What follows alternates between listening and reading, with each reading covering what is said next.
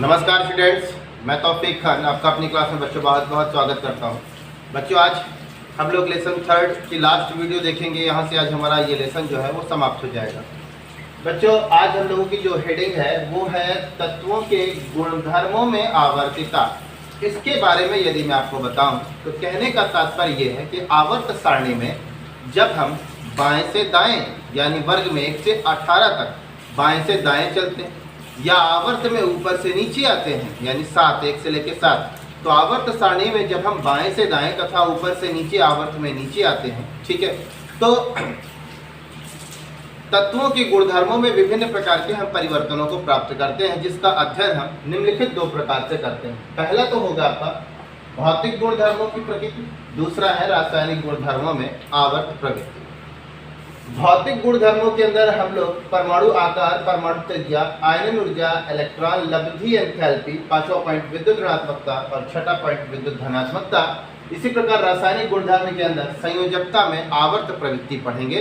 तो बच्चों एक एक करके इसे हम लोग समझने वाले हैं। तब तक आप इसका स्क्रीनशॉट लेके आगे बढ़ते हैं, ठीक है।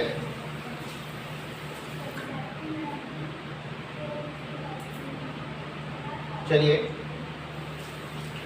अब हम लोग पॉइंट टू पॉइंट पढ़ते हैं। सबसे पहला पॉइंट था बच्चों भौतिक गुण में, सबसे पहला पॉइंट आप लोगों ने पढ़ा था परमाणु का आकार, ठीक है। तो परमाणु का आकार, परमाणु का आकार, तो देखिए क्या है। पहले हम लोग क्या करते हैं बच्चों, आवर्त में ऊपर से नीचे आते हैं। चलिए आवर्त में ऊपर से नीचे आते हैं। हाइड्रोजन, लिथियम, सोडियम, पोटेशियम, इस प्रकार है। चलिए इसका इलेक्ट्रॉनिक विन्यास देखते हैं। ऊपर से नीचे आ रहे हैं बच्चों, ठीक है, आवर्त में ऊपर से नीचे। इसका इलेक्ट्रॉनिक विन्यास 1, इसका 2 1, इसका 2 8 1, इसका 2 8 8 1। बच्चों इसका परमाणु क्रमांक 1 है, इसका 3 है, इसका 4 है, इसका 5, सॉरी 4 लिख दिए हैं, गलती हो गई। यहाँ पर 11 और यहाँ पर 19, ठीक है। चलिए अब इनके हम परमाणु की संरचना बना लेते हैं। तो बच्चों सबसे पहले हाइड्रोजन के लिए बनाते हैं, ठीक है। ये हाइड्रोजन, पहला गोला जो होगा वो न्यूक्लियस होगा, नाभिक होगा। नाभिक में बच्चों उतने ही प्रोटॉन होते हैं जितना कि इलेक्ट्रॉनों की संख्या। इलेक्ट्रॉनों की संख्या 1 थी तो प्रोटॉन यहाँ पर 1 है, ठीक है। न्यूट्रॉन भी होते हैं, ठीक है।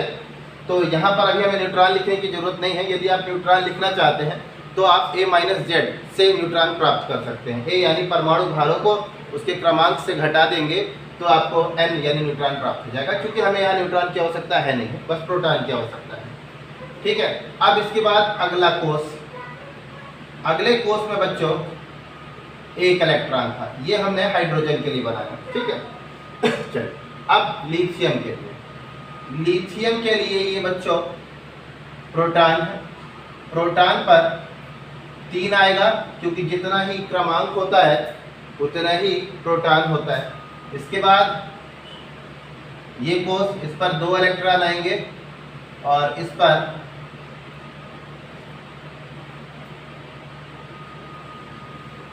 2 आएंगे और इसके बाद 1 हो गया। इसके बाद सोडियम, चलिए सोडियम, इसको ये लिथियम का स्ट्रक्चर है।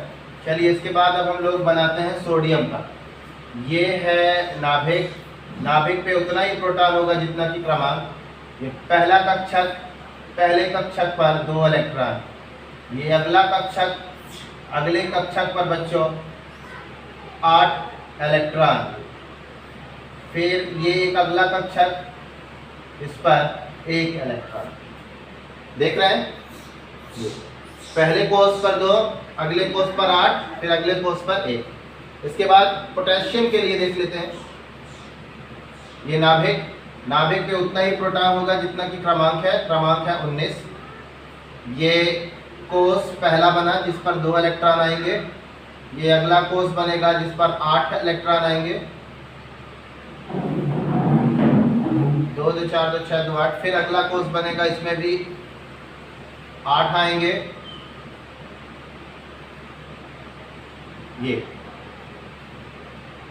फिर अगला कोष बनेगा इस पर एक इलेक्ट्रॉन आएगा। चलिए, ये तो बच्चों तब थी जब हम लोग बच्चों आवर्त में कहां से ऊपर से नीचे आते हैं तब की कंडीशन है। ठीक है, अब यदि हम लोग आवर्त सारणी में बाएं से दाएं जाएं तो बाएं से दाएं जाते हैं। चलिए, जैसे कि ले लीजिए बोरान, बोरान के बाद कार्बन, कार्बन के बाद नाइट्रोजन, नाइट्रोजन के बाद ऑक्सीजन।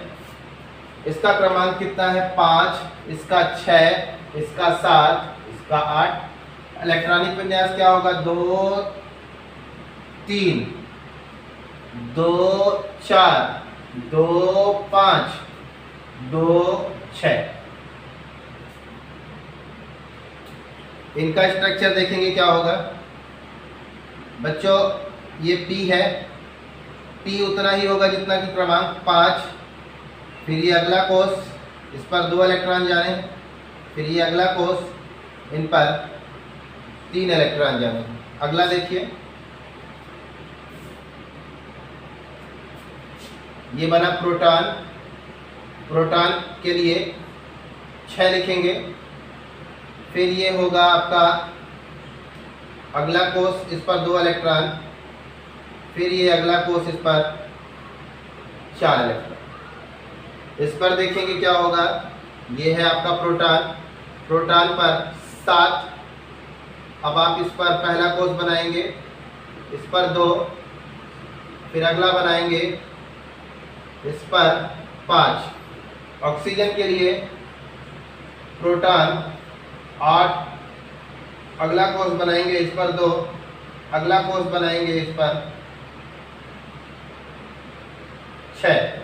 2 2 4 2 6 इलेक्ट्रॉन भर गए। ये बोरान को रिप्रेजेंट कर रहा है, ये कार्बन को, ये नाइट्रोजन को और ये ऑक्सीजन। ठीक है, तो देखिए परमाणु का आकार क्या होता है। हम जानते हैं आवर्त सारणी में जब हम ऊपर से नीचे आते हैं, ये ऊपर से नीचे आते हैं तो परमाणु क्रमांकों में अधिक वृद्धि होती है। 1 के बाद 3, 3 के बाद सीधा 11, 11 के बाद सीधा 19, अधिक वृद्धि होती है। जिसका इलेक्ट्रॉनिक विन्यास करने पर हमको कोषों की संख्या अधिक प्राप्त होती है। पहले पर कोष 1 बने थे, इस पर 2 बने, इस पर 3 बने, इस पर 4। तो ऊपर से नीचे आने पर परमाणु क्रमांकों में अधिक वृद्धि होती है, जिसके कारण कोषों की संख्याएं भी ज्यादा बढ़ती जाती हैं। इसका मतलब नाभिक के बाहर वृत्तीय कक्षाएं ज्यादा बनती हैं। ये नाभिक है, यहाँ पर वृत्तीय कक्षा 1 बनी, यहाँ पर 2 बनी, यहाँ पर 3 बनी, यहाँ पर 4 बनी। इसका मतलब वृत्तीय कक्षाएं जितनी ज्यादा बनती जाएंगी उतना परमाणु का आकार बड़ा होता जाएगा। इससे पता चलता है कि हम आवर्त में जब ऊपर से नीचे आते हैं तो परमाणु क्रमांक में अधिक वृद्धि होने के कारण वृत्तीय कक्षाएं यानी कोषों की संख्या बढ़ती जाती है, जिसके कारण ऊपर से नीचे आने पर परमाणु का साइज बड़ा होता जाता है। देखिए हाइड्रोजन के लिए, लिथियम के लिए उससे बड़ा। फिर ये आपका किसके लिए था? सोडियम के लिए, सोडियम के लिए उससे बड़ा। और ये पोटेशियम का है, पोटेशियम का और बड़ा। इसके बाद बाएं से दाएं जाते हैं तो क्या होता है? जब हम आवर्त में या आवर्त सारणी में बाएं से दाएं जाते हैं, बाएं से दाएं जाने पर परमाणु क्रमांक में वृद्धि तो होती है।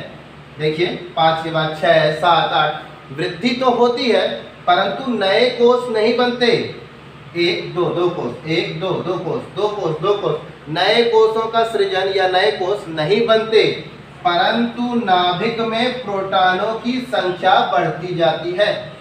ये देखिए इस पर प्रोटॉन 5 है, इस पर 6 है, इस पर 7 है, इस पर 8 है। प्रोटॉनों की संख्या यानी धन का आवेश बढ़ता जाता है। तो बच्चों जितना ज्यादा धन का आवेश होगा वो उतनी प्रबलता से ऋण को अपनी ओर खींचेगा। तो बच्चों जितनी प्रबलता से ये बाहरी कोष के इलेक्ट्रॉनों को अपनी ओर खींचेगा, उससे ज्यादा प्रबलता से ये खींचेगा, उससे ज्यादा अधिक शक्ति से ये और खींचेगा, ये और अधिक खींचेगा। तो कहने का मतलब मैं आपको समझाऊं बच्चों, जैसे एक तार होती है, उस तार में कपड़े टंगे होते हैं। यदि आप कपड़े खींचते हैं तो आपके पास तार भी खींचकर चली आती है। तो सेम प्रोसेस ये है कि प्रोटॉन इलेक्ट्रॉनों को खींचता है। तो जब इलेक्ट्रॉनों को खींचता है तो कोष भी सिकुड़ते हैं, कोष भी सिकुड़ते हैं। तो ये प्रोटॉन बाहरी कोष में फंसे इलेक्ट्रॉनों को अपनी ओर खींचेगा तो कोष सिकुड़ेगा, ये खींचेगा तो और ज्यादा सिकुड़ेगा, ये खींचेगा तो और ज्यादा सिकुड़ेगा, और ये खींचेगा तो और ज्यादा सिकुड़ेगा। निश्चित तौर पर आप देख रहे हैं आकार जो है वो छोटा होता चला जा रहा है। इसका मतलब जब हम आवर्त सारणी में बाएं से दाएं जाते हैं तो परमाणु क्रमांक में वृद्धि तो होती है, परंतु नए कोष नहीं बनते, लेकिन प्रोटॉनों की संख्या बढ़ती जाती है, जिसके कारण वो बाहरी कोषों को आकर्षित ज्यादा करते हैं, जिसके कारण परमाणु का आकार छोटा होता चला जाता है। इसका मतलब जिस पर प्रोटॉनों की संख्या ज्यादा होगी उसका आकर्षण भी उतना ज्यादा होगा। जितने ज्यादा प्रोटॉन होंगे वो आकार को उतना ज्यादा छोटा करेगा। तो यहाँ पर प्रोटॉन की संख्या बच्चों कितनी थी? 8 थी, तो ये आकार सबसे छोटा बनाएगा। फिर इसके बाद इसका 7 था, ये इससे थोड़ा सा बड़ा बनाएगा, ये इससे थोड़ा सा बना, ये इससे थोड़ा सा बना। कहने का मतलब इनमें प्रोटॉन 5 है, बाहरी कोष को आकर्षित करेगा, इनमें 6 है, ये भी आकर्षित करेगा, लेकिन ये ज्यादा आकर्षित करेगा, ये और सिकुड़ेगा। ये 7 है, ये और ज्यादा सिकुड़ेगा और छोटा करेगा। 8 ये और ज्यादा खींचेगा और ताकत से खींचेगा, तो ये ज्यादा छोटा होगा। इससे पता चलता है आवर्त सारणी में बाएं से दाएं जाने पर बच्चों परमाणु का आकार छोटा होता है। ठीक है, तो बच्चों परमाणु का आकार में पहला पॉइंट हम लोगों ने कंप्लीट कर लिया है। दूसरा पॉइंट अब हम लोग देखेंगे परमाणु त्रिज्या। क्या देखने वाले हैं? परमाणु त्रिज्या। देखिए परमाणु त्रिज्या की परिभाषा क्या होती है? किसी परमाणु के नाभिक के केंद्र से, किसी परमाणु के नाभिक के केंद्र से बाह्यतम कोष की दूरी, सबसे आखिरी सेल, सबसे आउटर सेल, सबसे लास्ट के सेल के बीच के डिफरेंस को एटॉमिक रेडियस कहते हैं। परमाणु त्रिज्या क्या है? किसी भी परमाणु के नाभिक से बाहरी कोष की दूरी परमाणु त्रिज्या कहलाती है। ऊपर से नीचे आने पर परमाणु का आकार बड़ा होता जाता है, परमाणु का आकार बड़ा होता जाता है, जिसके कारण उसकी त्रिज्या भी बढ़ती जाती है, जिसके कारण उसकी त्रिज्या भी बढ़ती जाती है। देख लीजिए इसकी दूरी, इससे अधिक, ये अधिक है इससे, ये इनसे अधिक है और ये सबसे अधिक है ना। इसके बाद देखेंगे जबकि बाएं से दाएं जाने पर परमाणु का आकार छोटा होता जाता है, तो छोटा होने के कारण इनकी त्रिज्या का मान भी बच्चों कम होता जाता है। ठीक है, बाएं से दाएं जाने पर परमाणु त्रिज्या घटती है, ऊपर से नीचे आने पर परमाणु त्रिज्या बढ़ती है। ठीक है, इसके बाद बच्चों हम लोग अगला टॉपिक देखेंगे आयनन ऊर्जा। तीसरा पॉइंट देखेंगे आयनन ऊर्जा। ठीक है, चलिए समझाते हैं आपको आयनन ऊर्जा। बच्चों आयनन ऊर्जा को आयनन एंथैल्पी भी कहते हैं। तो देखिए क्या है, पहले परिभाषा समझ लीजिए कि कोई भी, चलिए पहले एक मैं अलग से एक एग्जांपल देता हूँ। चलिए एक अलग से एग्जांपल, ये नाभिक है, ये कोष है, ये कोष है, इन पर मान लीजिए इलेक्ट्रॉन है, ये 3 इलेक्ट्रॉन, ठीक है, बाहरी कोष में। तो बच्चों होता क्या है, किसी परमाणु के बाहरी कोष में, ये मान लीजिए परमाणु है, परमाणु के बाहरी कोष जो सबसे लास्ट का गोला होगा, बाहरी कोष में उपस्थित इलेक्ट्रॉनों को मुक्त कराने के लिए जो ऊर्जा लगती है उसे ही आयनन ऊर्जा कहते हैं। तो मतलब आयनन ऊर्जा का मतलब आप समझ रहे होंगे, कोई भी परमाणु होगा उसके बाहरी कोष में जो इलेक्ट्रॉन होंगे उसको निकालने के लिए जो एनर्जी लगती है उसे आयनन ऊर्जा कहते हैं। ठीक है ना।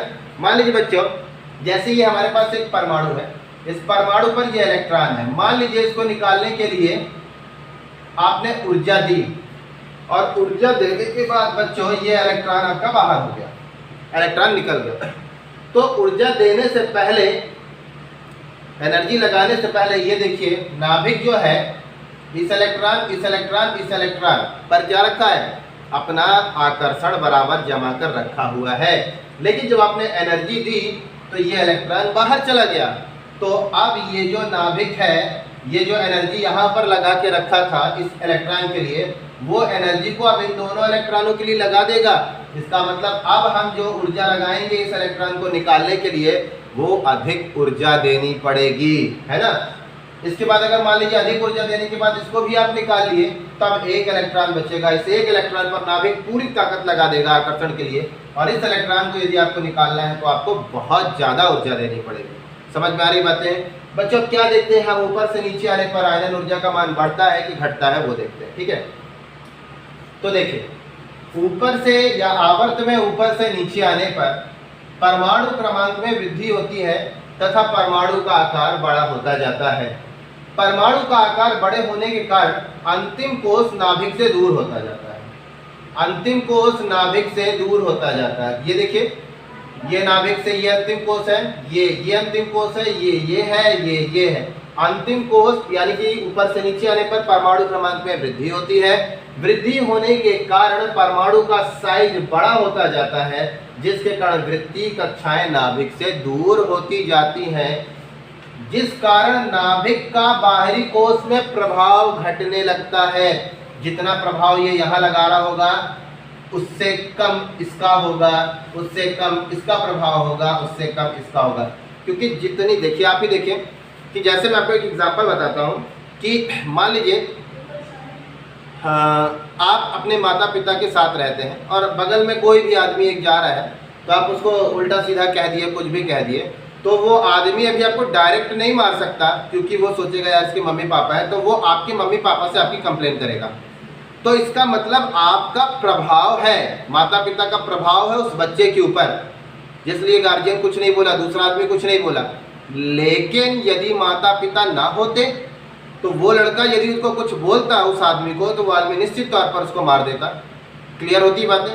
तो इसका मतलब क्या है, नाभिक जितना बाहरी कोष के पास होगा उतना प्रभाव होगा, उतनी अधिक कोष की शक्ति होगी, है ना। तो ये कोष की जो एनर्जी है वो इससे अधिक होगी, फिर इसकी एनर्जी इससे अधिक होगी और इसकी एनर्जी इससे अधिक होगी, क्योंकि बाहरी कोष जितना नाभिक से दूर होता जाएगा उतनी उनकी एनर्जी डाउन होती जाएगी। तो बच्चों, अगर मैं कहूँ आपसे कि अगर ये नाभिक से दूर है तो इस पर उपस्थित इलेक्ट्रॉन को यदि, ये नाभिक के एकदम सटा हुआ कोष है, तो इस पर से हमको इस इलेक्ट्रॉनों को यदि निकालना है तो इस पर हम ऊर्जा देंगे, तो जो ऊर्जा देंगे वो ऊर्जा अधिक लगानी पड़ेगी, क्योंकि ये कोष नाभिक के पास है। इसके बाद अगर इस इलेक्ट्रॉन को निकालना है तो इस पर हमको एनर्जी लगानी पड़ेगी, लेकिन उतनी एनर्जी नहीं लगानी पड़ेगी जितनी किस में लगानी पड़ेगी, क्योंकि इसका ये कोष इस नाभिक से थोड़ा ज़्यादा दूर है। यहाँ ज़्यादा लग रही थी, यहाँ कम लग रही थी, ठीक है। फिर देखें, अब इस इलेक्ट्रॉन को यदि निकालना है तो हम इसे ऊर्जा देंगे, तो ये ऊर्जा जब हम देंगे तो इसका इलेक्ट्रॉन निकालने के लिए हमको ऊर्जा और कम लगानी पड़ेगी, क्योंकि ये कोष नाभिक से और ज़्यादा दूर है। तो आप क्या देख रहे हैं, जब हम ऊपर से नीचे जा रहे हैं तो आयनन ऊर्जा का मान कम होता जा रहा है, हमें कम एनर्जी लगानी पड़ रही है। तो हम आवर्त में जब ऊपर से नीचे आते हैं तो आयनन ऊर्जा का मान घटता है। इसके विपरीत जब हम बाएं से दाएं जाते हैं तो आयनन ऊर्जा का मान बढ़ने लगता है, क्योंकि परमाणु का आकार सिकुड़ता है। सिकुड़ने का मतलब बाहरी कक्षक नाभिक के पास खिसकते चले जाते हैं, जिसके कारण उन पर उपस्थित इलेक्ट्रॉनों को निकालना आसान नहीं होता, अधिक ऊर्जा देनी पड़ती है। इसीलिए हम कह सकते हैं बाएं से दाएं जाने पर हमारी आयनन ऊर्जा का मान बढ़ता है, ठीक है। चलिए आगे बढ़ते हैं, चौथा पॉइंट देखेंगे।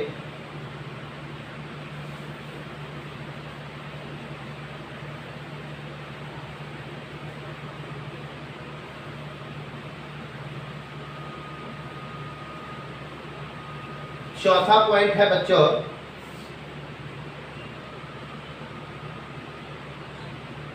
इलेक्ट्रॉन लब्धि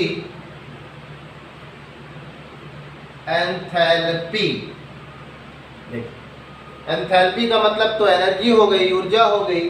लब्धि का मतलब होता है पाना, पाना, और किसको पाना, इलेक्ट्रॉन को पाना।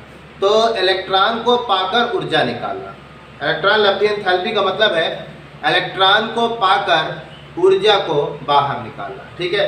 तो डेफिनेशन क्या होती है वो सुनिए। जब कभी कोई भी परमाणु इलेक्ट्रॉनों को ग्रहण करता है, ग्रहण करने के बाद जो ऊर्जा मुक्त करता है उसी ऊर्जा को इलेक्ट्रॉन लब्धि एंथैल्पी कहते हैं। तो बच्चों, अब ऊपर से नीचे आने पर देखते हैं इलेक्ट्रॉन लब्धि एंथैल्पी बढ़ती है कि घटती है। तो मेरा कहने का मतलब कि इलेक्ट्रॉनों को ग्रहण करने के बाद जो ऊर्जा निकलती है, ठीक है, इलेक्ट्रॉनों को ग्रहण करने के बाद जो ऊर्जा निकलती है उसे ही इलेक्ट्रॉन लब्धि एंथैल्पी कहते हैं। चलिए इसका एक एग्जांपल से समझाता हूँ आपको। एक एग्जांपल लीजिए, जैसे मैंने बोला छोटा पैकेट बड़ा धमाल। इसका मतलब यदि परमाणु छोटा होगा तो एनर्जी ज़्यादा होगी। समझ में आ रही बात है? छोटा पैकेट, छोटा सा परमाणु, तो बड़ा धमाल यानी बड़ी एनर्जी। परमाणु जितना छोटा होता जाएगा उससे निकलने वाली ऊर्जा भी उतनी अधिक होगी। परमाणु जितना बड़ा होता जाएगा उससे निकलने वाली ऊर्जा भी कम होती जाएगी। जैसे बच्चों हम लोगों को पता है आवर्त सारणी में जब हम ऊपर से नीचे आते हैं तो ऊपर से नीचे आने पर हमने देखा है कि परमाणु का साइज जो है वो बड़ा होता जाता है, वो बड़ा होता जाता है। तो जब परमाणु का साइज बड़ा होता है तो बाहरी कोष नाभिक से दूर होते जाते हैं, और जब बाहरी कोष नाभिक से दूर होते जाते हैं तो उसकी एनर्जी जो है वो कम होती जाती है। तो जब वो कोई परमाणु इलेक्ट्रॉनों को ग्रहण करेगा तो ग्रहण करने के बाद उसमें से निकलने वाली ऊर्जा भी कम होगी, क्योंकि नाभिक से बाहरी कोष दूर होता जा रहा है। तो इसलिए हम बोलेंगे यदि हम ऊपर से नीचे आते हैं तो परमाणु का साइज बड़ा होता है, जिस कारण यदि वो इलेक्ट्रॉन ग्रहण करता है तो ग्रहण करने के बाद बड़े साइज जितने होते जाते हैं उतना ही उससे निकलने वाली ऊर्जा का मान भी कम होता जाता है। इसलिए आवर्त सारणी में ऊपर से नीचे आने पर हमारे पास इलेक्ट्रॉन लब्धि एंथैल्पी का मान घटता जाता है, क्योंकि परमाणु का आकार बड़ा होता जाता है। इसके विपरीत बाएं से दाएं जाने पर परमाणु का आकार सिकुड़ता जाता है, जिस कारण वो परमाणु जब इलेक्ट्रॉनों को ग्रहण करता है तो उससे निकलने वाली ऊर्जा का मान अधिक होता है, क्योंकि बाहरी कोष नाभिक के पास आते जाते हैं। ठीक है, इसके बाद पांचवा पॉइंट है आपका विद्युत ऋणात्मकता। देखिए विद्युत ऋणात्मकता क्या होती है बच्चों? किसी परमाणु के द्वारा इलेक्ट्रॉनों को अपनी ओर आकर्षित करने की क्षमता विद्युत ऋणात्मकता कहलाती है, विद्युत ऋणात्मकता कहलाती है। ठीक है ना। आवर्त में जब हम लोग ऊपर से नीचे आते हैं तो परमाणु का साइज बड़ा होता जाता है, परमाणु का साइज बड़ा होता जाता है। बड़े साइज होने के कारण नाभिक जो है वो बाहरी कोष से दूर होता जाता है।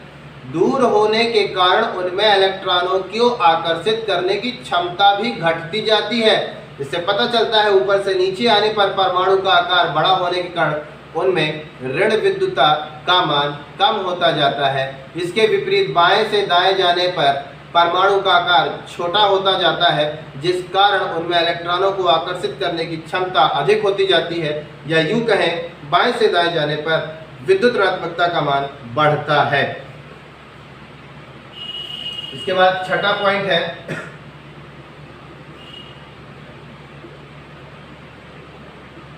विद्युत धनात्मकता। विद्युत धनात्मकता क्या है? विद्युत धनात्मकता किसी परमाणु के द्वारा इलेक्ट्रॉनों को उत्सर्जित करने की क्षमता या इलेक्ट्रॉन देने की क्षमता विद्युत धनात्मकता कहलाती है। ये जो विद्युत धनात्मकता है बच्चों आवर्त में ऊपर से नीचे आने पर और बाएं से दाएं जाने पर क्या होती है वो देखिए। तो ऊपर से नीचे आने पर आपने देखा है परमाणु का आकार बड़ा हो रहा है, इसका मतलब उस पर इलेक्ट्रॉनों को आकर्षित करने की क्षमता कम हो रही थी, यानी विद्युत ऋणात्मकता का मान कम हो रहा था, इलेक्ट्रॉन को आकर्षित करने की क्षमता कम हो रही थी। और अगर इलेक्ट्रॉन आकर्षित करने की क्षमता कम हो रही तो इसका मतलब इलेक्ट्रॉन देने की क्षमता बढ़ रही है। इसका मतलब ऊपर से नीचे जब हम आते हैं तो परमाणु का आकार बड़ा होने के कारण उनमें इलेक्ट्रॉनों को त्यागने की क्षमता बढ़ती है, यानी ऊपर से नीचे आने पर विद्युत ऋणात्मकता का मान विद्युत धनात्मकता का मान बढ़ता है। जबकि बाएं से दाएं जाने पर परमाणु का आकार छोटा होता है और उनमें इलेक्ट्रॉनों को आकर्षित करने की क्षमता बढ़ती है, ना कि देने की। इसका मतलब बाएं से दाएं जाने पर विद्युत धनात्मकता का मान कम होता है। ठीक है, तो सीधी सी बात है भाई, विद्युत ऋणात्मकता बढ़ेगी तो धनात्मकता घटेगी। ठीक है, विद्युत ऋणात्मकता बढ़ेगी तो धनात्मकता घटेगी, और विद्युत ऋणात्मकता घटेगी तो विद्युत धनात्मकता बढ़ेगी। ठीक है बच्चों, तो ये भौतिक प्रॉपर्टी आपने सीखी है। इसके बाद अब हम लोग रासायनिक प्रॉपर्टी सीखने वाले हैं। ठीक है, जिसके अंदर हम लोगों ने संयोजकता से रिलेटेड टॉपिक देखा था। तो देखिए इस पे आपने संयोजकता शब्द देखा था। संयोजकता है ना, संयोजकता के गुणों में आवर्त प्रवृत्ति, यही आपकी हेडिंग थी। तो देखिए सबसे पहले संयोजकता क्या है बच्चों? किसी भी तत्व के द्वारा बंध बनाने की क्षमता संयोजकता कहलाती है। संयोजकता क्या है? कोई भी परमाणु जितना बंध बनाएगा वो संयोजकता कहलाएगी। किसी परमाणु के द्वारा बंध बनाने की क्षमता संयोजकता कहलाती है बच्चों, जिसे हम लोग वैलेंसी इंग्लिश में कहते हैं। ठीक है ना। चलिए अब आगे बढ़ते हैं। संयोजकता किससे बनती है, पहले धीरे धीरे टॉपिक को समझाते हैं। ठीक है, चलिए सबसे पहले मैं कुछ आपके पास 1 से लेके 20 तक के परमाणु लिख देता हूँ। हाइड्रोजन, हीलियम, लिथियम, इसके बाद बोरान, लिथियम के बाद बेरिलियम आएगा, बेरिलियम, फिर इसके बाद बोरान, फिर इसके बाद नाइट्रोजन, फिर कार्बन, कार्बन के बाद बच्चों आएगा बोरान के बाद है कार्बन, कार्बन के बाद है नाइट्रोजन, नाइट्रोजन के बाद आएगा ऑक्सीजन, ऑक्सीजन के बाद बच्चों आएगा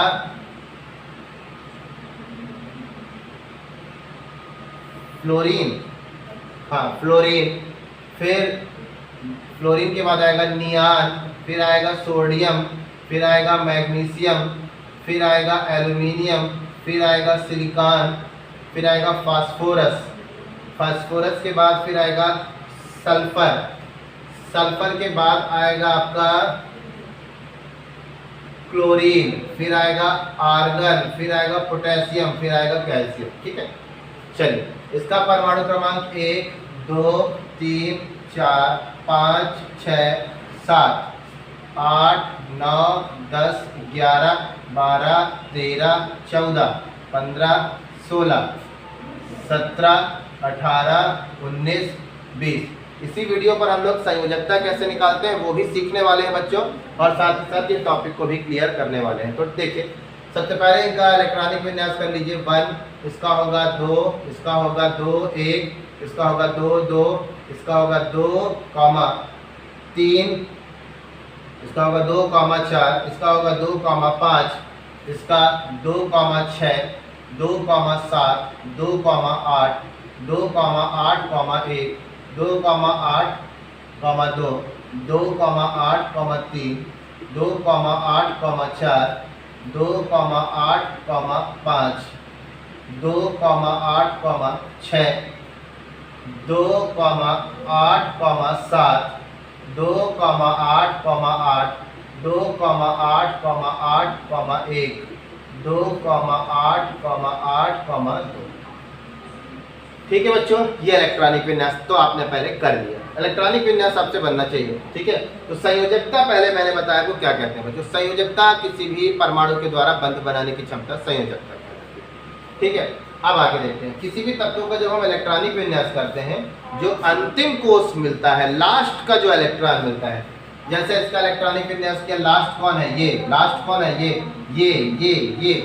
देखिए ये लास्ट है। इन जितने लास्ट हमको मिल रहे हैं इन्हें हम लोग क्या बोलते हैं, संयोजी कोष, यानी कि वैलेंस सेल। वैलेंस सेल में जो इलेक्ट्रॉन पाए जाते हैं उन्हें संयोजी इलेक्ट्रॉन कहते हैं, और संयोजी इलेक्ट्रॉनों से संयोजकता बनती है। तो याद रहेगा आपको, सबसे लास्ट वाला जो सेल है, जो सबसे लास्ट वाला है, इनको संयोजी कोष कहते हैं। संयोजी कोष में जो इलेक्ट्रॉन पाए जाते हैं उन्हें संयोजी इलेक्ट्रॉन कहते हैं, और संयोजी इलेक्ट्रॉनों से ही संयोजकता बनती है। बच्चों तो ये पता चल गया ये संयोजी कोष है। तो पीछे वाले कोष को क्या कहते हैं, पीछे वाले कोष को क्या कहते हैं? तो बच्चों ये जो लास्ट के पीछे वाले ये इन सभी को कोर इलेक्ट्रॉन कहते हैं, कोर इलेक्ट्रॉन कहते हैं। तो अब देखेंगे कैसे किसी भी तत्व की आपको वैलेंसी निकालनी है। तो मैं 2 मेथड आपको बताऊंगा। पहला मेथड जो है वो लुईस तथा कौशल के अनुसार बताऊंगा। लुईस तथा कौशल ने क्या कहा था कि हर परमाणु के बाहरी कोष में जो इलेक्ट्रॉन पाए जाते हैं वो अपना अष्टक पूरा करते हैं। अष्टक में 8 इलेक्ट्रॉन भरे जाते हैं। तो जैसे आपको पता होगा एस कक्षक में अधिकतम 2 इलेक्ट्रॉन जाते थे तो एक ऑर्बिटल बनता था, एक डिब्बा बनता था जिसमें 2 एरो भरी जाती थी, यानी 2 इलेक्ट्रॉन भरा जाता था। पी ऑर्बिटल में 6 इलेक्ट्रॉन जाते थे तो 3 डिब्बे बनते थे। डी में 10 इलेक्ट्रॉन जाते थे तो 5 डिब्बे बनते थे जिनमें 2 इलेक्ट्रॉन भरे जाते थे। इसी प्रकार एफ में 14 इलेक्ट्रॉन जाते थे तो आपको 7 डिब्बे बनाने होते थे। तो अष्टक में बच्चों 8 इलेक्ट्रॉन जाते हैं तो अष्टक में 4 डिब्बे बनते हैं, 4 डिब्बे बनते हैं। तो सबसे पहले आपको 4 डॉट भर लेने हैं यदि आपके पास है, और अगर उससे ऊपर है तभी जाकर आप उन डॉटों को अब डबल करना शुरू करोगे। ये थी हुंड की योजना। देखिए जैसे मैं आपको एग्जांपल देता हूँ, चलिए जैसे बेरेलियम को सबसे पहले लिख लीजिए। लिखने के बाद बाहरी सबसे लास्ट के इलेक्ट्रॉन को लो और इसको आपको डॉट के रूप में दर्शाना है।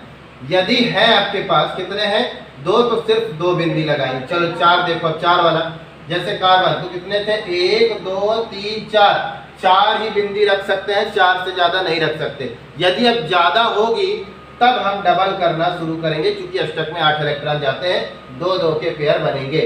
तो 5, अब देखिए 4 तक तो हो गया। अब जैसे ये 5 है तो नाइट्रोजन कितने 5, पहले 1 2 3 4 बना लो। अब और है तब डबल करना शुरू करोगे, ये डबल, ठीक है। इसी प्रकार क्लोरीन बाहरी कक्ष में 7, 1 2 3 4 भर गया। अब डबल करोगे 5 6 7। समझ में आ रही बातें? चलिए, तो बच्चों जो ये सिंगल इलेक्ट्रॉन देख रहे हैं इनको अनपेयर्ड इलेक्ट्रॉन, अयुग्मित इलेक्ट्रॉन कहते हैं। ये अयुग्मित इलेक्ट्रॉन है, अयुग्मित इलेक्ट्रॉन है, और अनपेयर्ड इलेक्ट्रॉन ही बंध बनाते हैं। तो जितने अनपेयर्ड इलेक्ट्रॉन है वही वैलेंसी है, वही संयोजकता है। यहाँ पर अनपेयर्ड इलेक्ट्रॉन 3 है, ये इसकी वैलेंसी है, ये इसकी संयोजकता है।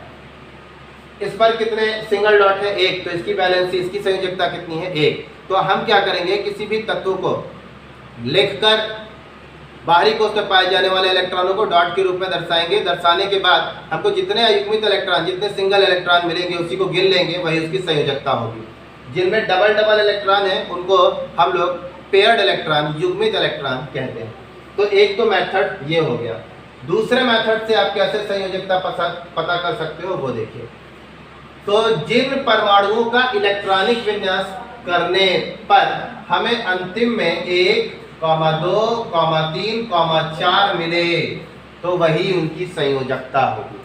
तो जैसे इस पर 1 मिला, इसकी संयोजकता 1। अब इस पर 2 मिल रहा है, तो बच्चों हम लोग इलेक्ट्रॉनिक विन्यास करते हैं किसके आधार पर करते हैं, K, L, M, N। इस पर आधार पर K पे अधिकतम 2 इलेक्ट्रॉन जाते हैं, इस पे 8 जाते हैं, इस पे 18 जाते हैं, इस पे 32 जाते हैं। K पर कितने इलेक्ट्रॉन जाने हैं 2, तो देखिए 2 इलेक्ट्रॉन भरा है, यानी K वाला कोष पूरा है। तो ये कोष इसका पूरा है बच्चों, तो ये ना इलेक्ट्रॉन लेगा ना ये देगा। इस कंडीशन में इसकी वैलेंसी 0 है। इसके बाद 3, देखिए अब यहाँ पर आते हैं, अब ये यहाँ पर, अब आगे देखेंगे इसके बाहर कितना 1, तो इसकी वैलेंसी 1। इसके बाहर देखो सबसे लास्ट में कितना 2, तो इसकी वैलेंसी कितनी 2, क्योंकि 2 जो है वो K में गया है और L में जाने चाहिए थे 8, गए कितने हैं 2, तो इसका मतलब यहाँ पर इसकी वैलेंसी 2 है। चलिए बोरान बाहरी कोष में 3, तो इसकी वैलेंसी कितनी होगी 3, क्योंकि मैंने लिख दिया है 1 2 3 4 जितने होंगे उनकी वैलेंसी उतनी होगी। इसकी वैलेंसी कितनी 4। अब बारी आती है जिन भी एटम का परमाणु का इलेक्ट्रॉनिक विन्यास करने के बाद 5 6 7 8 अंतिम कोष में 5 6 7 8 आए तो उन इलेक्ट्रॉनों की संख्या को 8 से घटा देते हैं, यानी वैलेंस इलेक्ट्रॉनों को, संयोजी इलेक्ट्रॉनों को 8 से घटा देंगे। इसका मतलब 5 को हमने 8 से घटाया तो कितना 3, इसकी वैलेंसी कितनी 3। चलिए 6 को 8 से घटाया तो इसकी वैलेंसी कितनी 2, ठीक है ना। इसी प्रकार इस पर देखें, इसकी वैलेंसी कितनी 8 में से 8 को घटाया 0।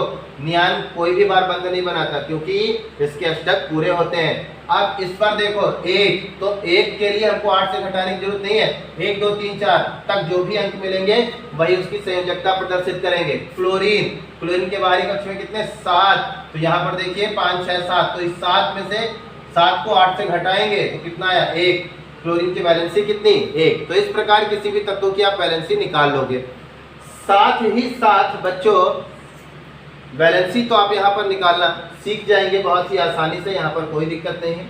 इसके बाद आज के इस दौर पर हम लोग संयोजकता को ऑक्सीकरण भी कहते हैं। ऑक्सीकरण संख्या क्या कहलाती है, कोई भी तत्व बंधन को बनाने के लिए जितने इलेक्ट्रॉन मुक्त करता है या जितने इलेक्ट्रॉन ग्रहण करता है, तो मुक्त करने या ग्रहण करने की संख्या को प्लस या माइनस के रूप में दर्शाया जाता है। जैसे मैंने कहा क्लोरीन 1 इलेक्ट्रॉन ग्रहण करता है तो हम क्लोरीन के ऊपर 1 माइनस लिखेंगे, इसका मतलब इसकी ऑक्सीकरण संख्या -1 होगी तो जो एटम इलेक्ट्रॉनों को ग्रहण करता है तो जितने इलेक्ट्रॉन ग्रहण करेगा उसके ऊपर उतने माइनस बना देने हैं। जैसे 2 इलेक्ट्रॉन ग्रहण करेगा तो -2 लिख देना है, यानी 2 बार माइनस है। ठीक है, इसका मतलब जैसे कोई भी परमाणु 3 इलेक्ट्रॉन ग्रहण कर रहा है तो 3 के लिखना पड़ेगा -3।